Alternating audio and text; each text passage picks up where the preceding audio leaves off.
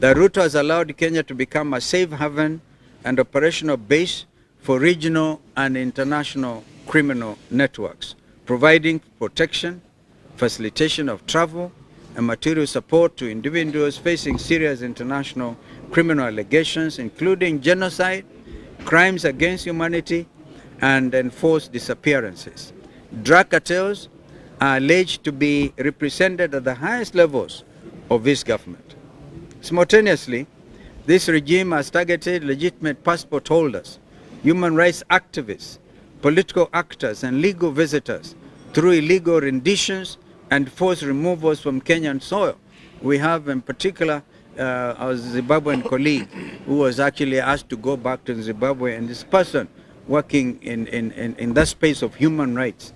And so the abduction and reduction of Kizza Besigye stands a particularly alarming example of how far this regime will go in serving the interests of foreign principles over Kenya's own constitutional and legal obligations. Number 5, Kenya's role as regional mediator destroyed.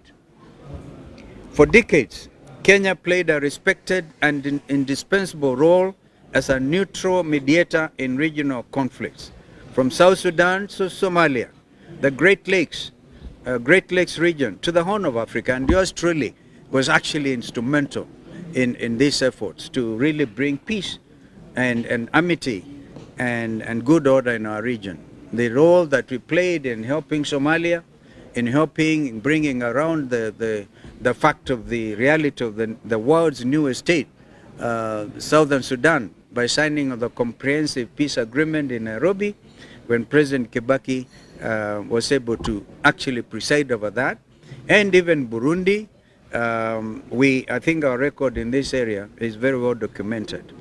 Any association between the government of Kenya and parties implicated in genocide exposes these countries to sanctions regimes, diplomatic isolation, and the reputational damage that will take generations to repair.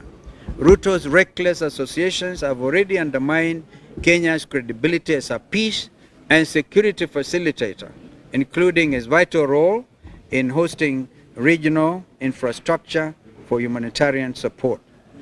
I want to move very quickly now. I think we're almost through. A captured state, the machinery of betrayal. The violations described in this statement are not the work of rogue officials acting alone.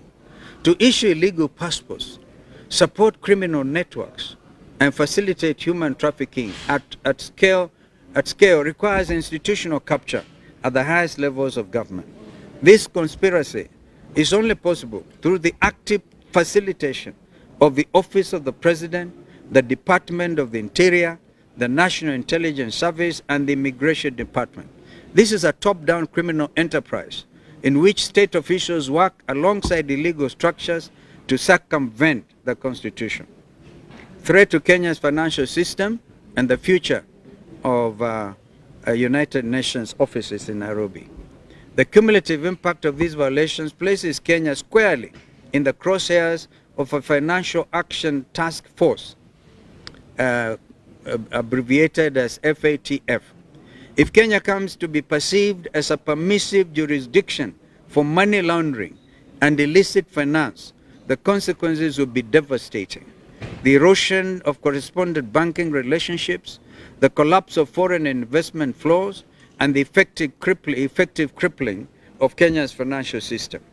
Of existential gravity is the threat to the United Nations office at Nairobi, one of only 4 UN headquarters globally, and the only one on African soil.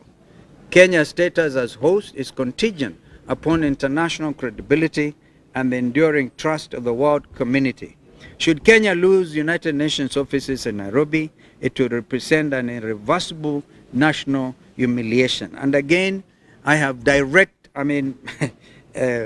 was directly involved in enhancing the status of what used to be UNEP to now United Nations offices in Nairobi, a task that we accomplished under the leadership of our late brother Kofi Annan, the UN Secretary General, who came to Nairobi deliberately to elevate the status of Nairobi to UN headquarters. People's demands.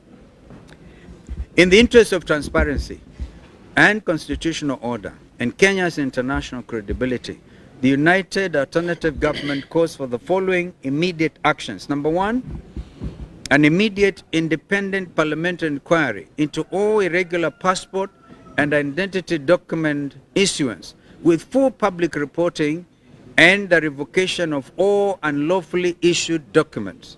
Number two, criminal investigations into all networks recruiting Kenyan citizens into foreign combat roles with full accountability extending to senior government officials.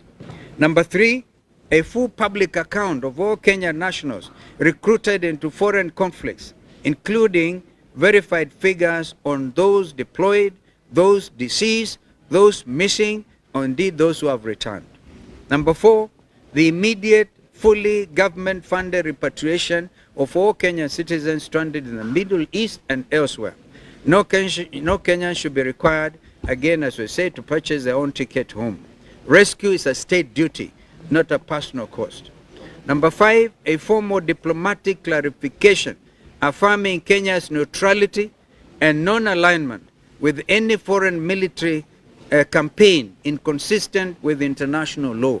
We have always held the principle of active non-alignment. Number six, a comprehensive compliance review of Kenya's anti-money laundering, counter-terrorism financing, and immigration control frameworks. Number seven, which is the last one, full adherence to constitutional protections regarding due process and the principle of non-refoulement, including appropriate restitution in all cases of unlawful rendition. Since silence in the face of these violations is not an option, we issue this statement not to inflame, but to protect the Republic and uphold the dignity of every Kenyan citizen abroad, at home and abroad. The United Alternative Government stands ready to restore dignity, to restore integrity to our institutions, defend Kenya's international reputation, and ensure that the state power is exercised only in accordance with the Constitution and the rule of law. Kenya must remain a respected member of the international community, not a subject of suspicion, revulsion, or indeed international sanction. Finally, as we address these grave matters of state, the United Alternative Government wishes to speak directly to all Kenyans.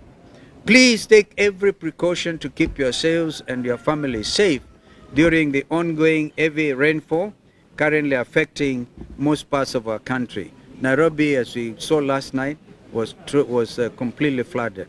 Avoid flooded roads and low-lying areas. Heed all advisories for Kenya Meteorological Department and look out for one another. Your lives matter above all else. Issued in Meru Town today, 7th March 2026, by us here representing the rest of our colleagues. We thank you. It was a long statement, but a very important statement.